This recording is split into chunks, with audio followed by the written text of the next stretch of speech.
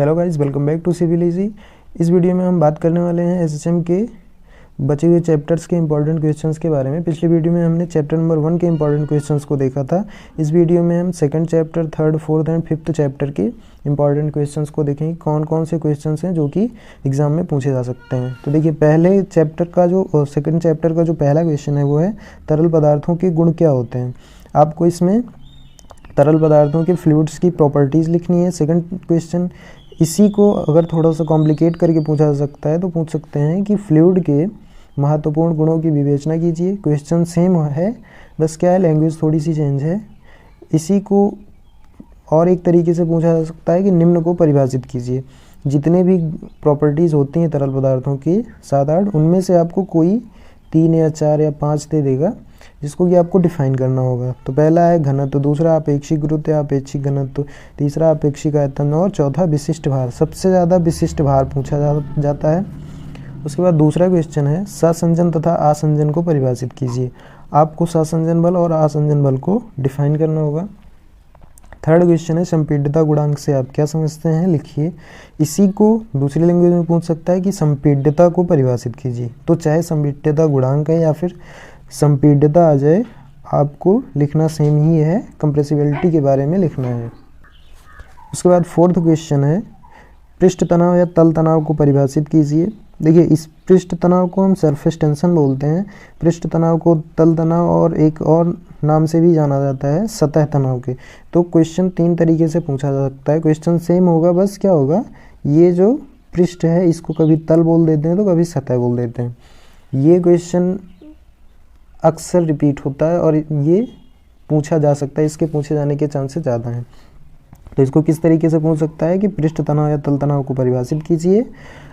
फिर इसी को दूसरी लैंग्वेज में पूछ सकता है कि पृष्ठ तनाव से आप क्या समझते हैं, और एक तरीके से पूछा जा सकता है कि सतह तनाव को परिभाषित कीजिए।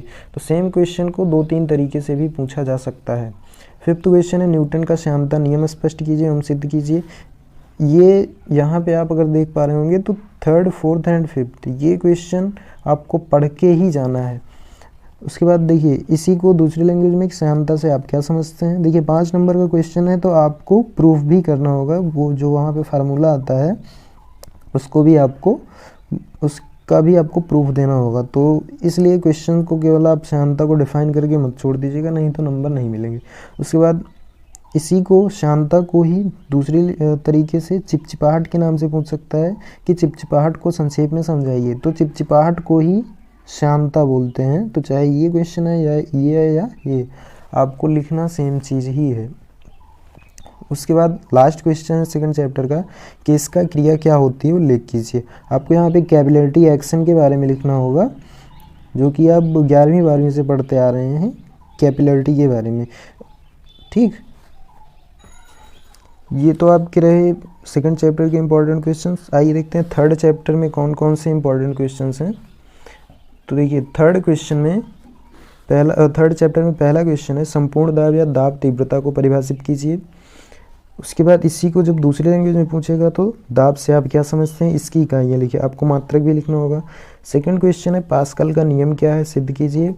ये क्वेश्चन इस चैप्टर से काफ़ी ज़्यादा इम्पॉर्टेंट है, पास्कल का नियम, और इसका आपको प्रूफ भी देना होगा। तो उसके बाद इसी को दूसरी लैंग्वेज में जब पूछेगा तो पास्कल नियम के अनुप्रयोग लिखिए।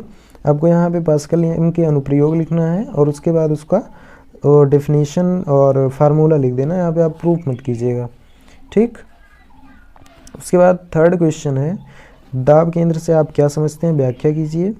फोर्थ है द्रव स्थैतिकी के मूल सिद्धांतों की व्याख्या कीजिए। और लास्ट क्वेश्चन है थर्ड चैप्टर का कि द्रव में डूबी हुई ऊर्ध्व समतल सतह के संपूर्ण दाब के लिए व्यंजक ज्ञात कीजिए।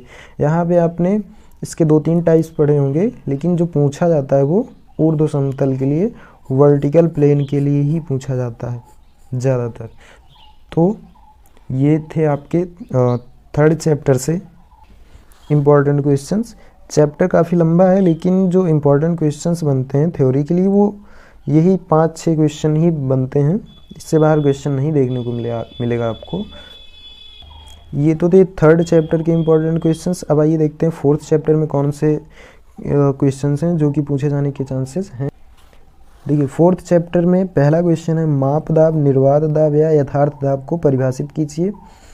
यहाँ से ये क्वेश्चन अक्सर पूछ लिया जाता है। उसके बाद दूसरा है द्रव दाब मापी से आप क्या समझते हैं, इसे कितने वर्गों में बांटा गया है। देखिए इस चैप्टर से न्यूमेरिकल भी बनता है, लेकिन न्यूमेरिकल के आने के चांसेस बहुत कम ही होते हैं।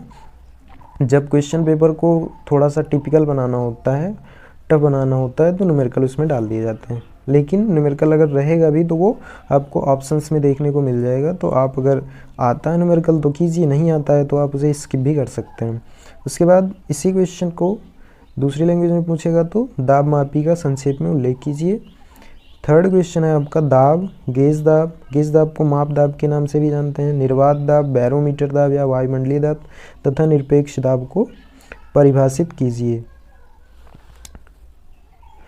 फोर्थ क्वेश्चन है जो कि इस चैप्टर का सबसे ज़्यादा इम्पॉर्टेंट क्वेश्चन है। आप किसी क्वेश्चन को पढ़िएगा ना पढ़िएगा, लेकिन इस क्वेश्चन को ज़रूर पढ़िएगा। देखिए पढ़ना तो सारे क्वेश्चन है, लेकिन इस पे ज़्यादा फोकस करना है आपको। तो फोर्थ क्वेश्चन है साधारण द्रव दाब मापी या साधारण मैनोमीटर तथा भेददर्शी या भेद सूचक द्रव दाब मापी पर टिप्पणी लिखिए।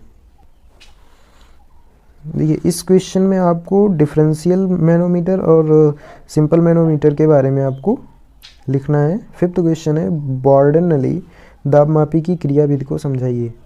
एक चीज़ जो ध्यान देने वाली बात यह है कि अगर किसी भी क्वेश्चन में आपको फिगर मिलता है तो फिगर को ज़रूर ड्रॉ कीजिएगा, थ्योरी चाहे कम ही लिखिएगा।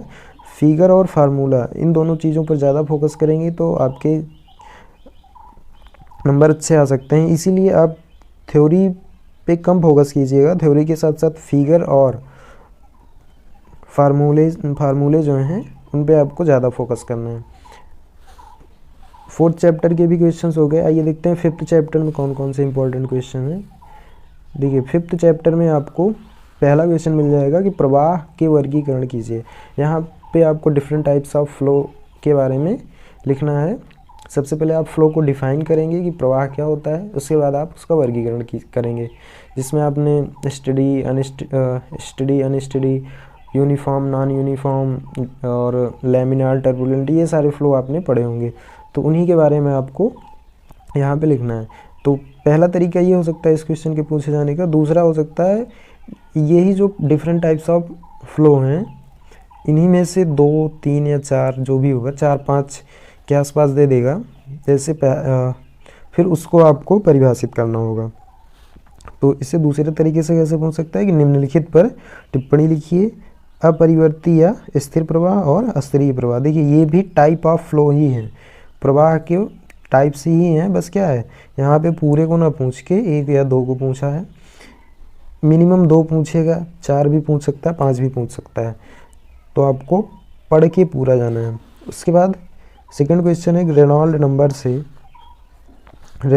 से आप क्या समझते हैं तथा इसका क्या मतलब है। देखिए महत्व है तथा इसका क्या महत्व है।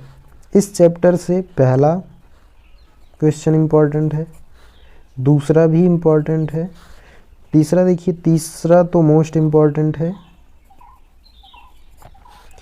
तीसरा है सातत्य समीकरण की मान्यताएं तथा अनुप्रयोग लिखिए, या फिर इसी को दूसरी लैंग्वेज में पूछेगा तो द्रव के प्रवाह का सातत्य समीकरण सिद्ध कीजिए। आपको यहाँ पे कंटिन्यूटी इक्वेशन के बारे में लिखना है। फोर्थ क्वेश्चन भी इम्पॉर्टेंट है, बर्नौली प्रमेय का उल्लेख कीजिए एवं व्यंजक व्युत्पन्न कीजिए। फिफ्थ क्वेश्चन है पिटाट नली का प्रयोग करते हुए प्रवाह मापन की विधि समझाइए। और लास्ट क्वेश्चन जो बनता है यहाँ से वेंटुरी मापी, इसे इंग्लिश में वेंचुरी मीटर कहते हैं। वेंटुरी मापी क्या है, चित्र बनाते हुए विसर्जन ज्ञात करने के लिए व्यंजक प्राप्त कीजिए।